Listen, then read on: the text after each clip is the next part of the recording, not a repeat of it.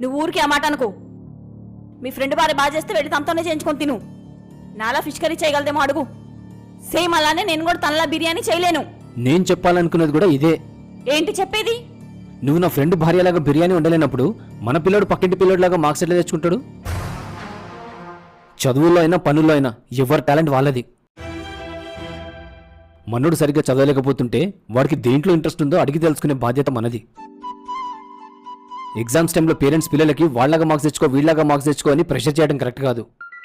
ఈ ప్రెషర్తో వాళ్ళు ఎగ్జామ్స్లో ఫెయిల్ అయ్యి లేదా మార్క్స్ తక్కువ వస్తే పేరెంట్స్ ఏమంటారో లేదా పరిచయం ఉన్న వాళ్ళు ఏమంటారో అని టెన్షన్కో లేదా భయానికో అగాయత్తం చేసుకున్నాక బాధపడే తల్లిదండ్రుల లిస్టు ప్రతిరోజు పెరిగిపోతూనే ఉంది.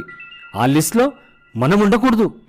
పిల్లల ఆసక్తి ఇష్టాలని అర్థం చేసుకోకుండా వారిపై బలవంతపు చదువుల్ని మోపి ప్రాణం పోసిన తల్లిదండ్రులే వారి ప్రాణం మట్టిలో కలిసిపోవడానికి కారణమవుతున్న లిస్టులో మీ పేరు రాకుండా మారండి.